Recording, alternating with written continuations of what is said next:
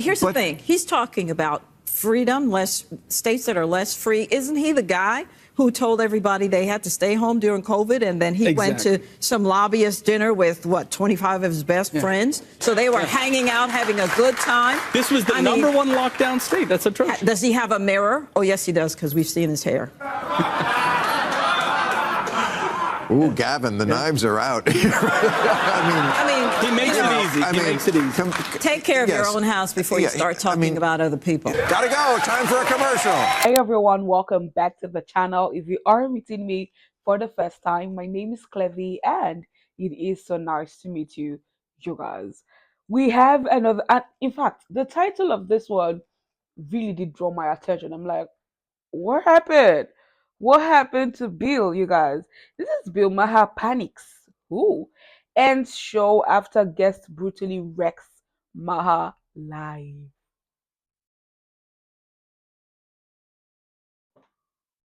You better not be clickbait. But you guys, let's dive right into this. Ooh, boy, oh boy.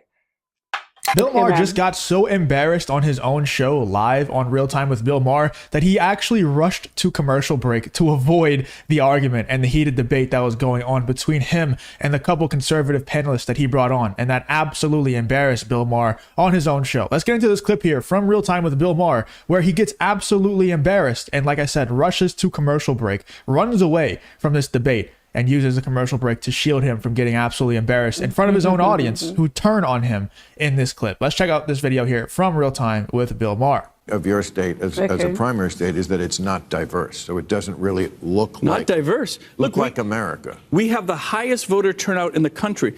South Carolina's diversity. Look, South Carolina has about 15% voter turnout. What's the point of diversity if you don't let anybody vote, if nobody comes out to participate? We have rich, we have poor, we have black, we have white. It doesn't matter. Everyone in New Hampshire participates in the process. Well, I mean, I'll put my diversity against South Carolina's any day when you actually look at who's actually voting and participating. The only black you have there is a bear.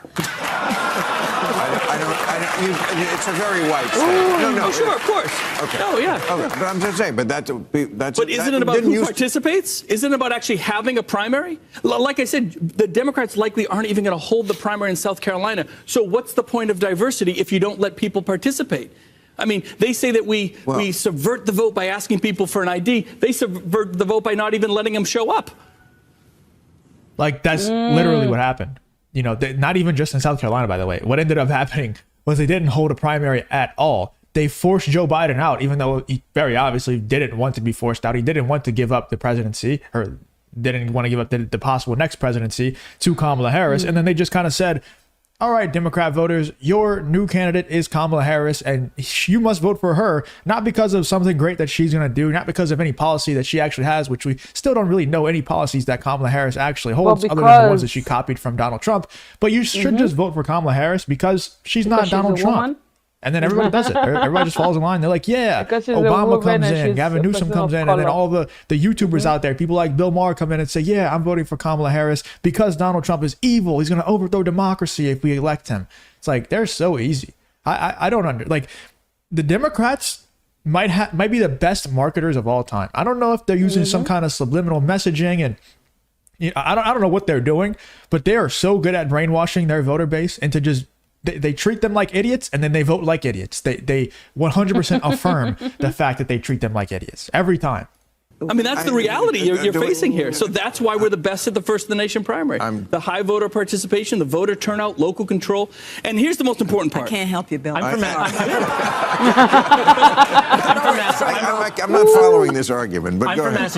I'm from Massachusetts, and we used to refer to New Hampshire as Kentucky and New England. So that's really? That's not nice. Coming from Massachusetts, right? Coming from Massachusetts, give me a break. Why is New Hampshire the fastest growing state in the Northeast? That's Come on. Not fair. That's not Come on. I didn't say I agreed with it. It's just, that was what we used to say. If you enjoy content like this, then make sure you leave a like and subscribe to the channel. It really does help me out a ton. Let's get back to the video. Andy Bashir. Great segue. California Governor Gavin Newsom announced that he plans, oh yeah, I read this, to travel to states where freedom is most under attack. I don't know. Would this strategy help Democrats? I don't know. A few years ago, the California legislature banned state money going to travel to states that had so-called anti-LGBTQ laws. So you couldn't have the sports teams. You couldn't have state officials going to other states that had controversial laws. And just a couple of days ago, one of the leading legislators who supported this said it's not working. Yeah. And we have to repeal this because there's too much business going on across the country. We have to travel. It's also hilarious how... True. And just to preface this, I don't hold a strong opinion. Like, I'm not a supporter of anyone in this war in the Middle East at all. I hope they both lose. I don't like either one of them, either side, okay? So it's kind of like, I'm a Saints fan. It's kind of like when the Bucks play the Falcons. I want them to both lose. I hope, I jokingly say, 100% jokingly, I hope the stadium collapses, okay? That's a joke. 100% it's a joke. I promise. Maybe. Mainly it's a joke, okay? But anyway, I hope they both lose in the Middle East. But it's funny how these woke states like California and people like Gavin Newsom will put these bans on travel to other states that have anti-LGBTQ laws. It's so ridiculous. And then I almost certainly would say that they, number one, are probably in bed with, business-wise, Saudi Arabia, which would probably cut your head off if you are gay in Saudi Arabia. Number two, they most definitely support the Palestinian side of this Middle East war, and would, they probably, if they were in office, if they were the president, they would not support the Israel side as much as they do currently. They obviously have to give money to Israel because they're our ally, and you guys understand that whole story. It's ridiculous, but that's just the whole story. But they definitely support Palestine, and they'll be free Palestine, all this stuff, and they'll support the protests and everything that's happening in the U.S. about this war in the Middle East. And also, if you go there, they're cutting your head off if you're gay.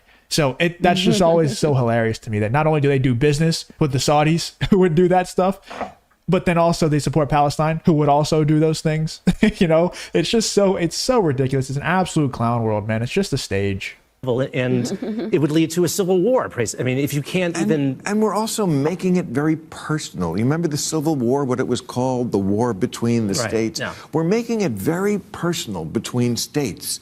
Like, your state is... You mean New Hampshire? Is kind of, I'm not sure where you're going. Right, is kind of purple now, right? I mean, it's... A little more red than purple, but yeah, we always get stuff done. Yeah. Right, I mean... Well, here's the thing. He's talking about freedom, states that are less free. Isn't he the guy who told everybody they had to stay home during COVID, and then he went to some lobbyist dinner with, 25 of his best friends? So they were hanging out, having a good time. This was the number one lockdown state. That's atrocious. Does he have a mirror? Oh, yes, he does, because we've seen his hair.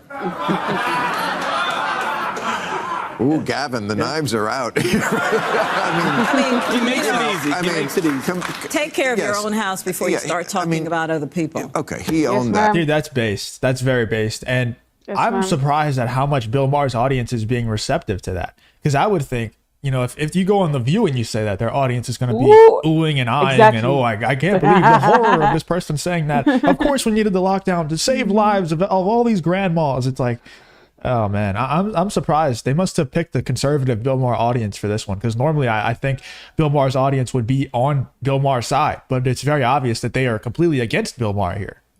He shouldn't have gone out that That's night. Right. He shouldn't have locked down his state.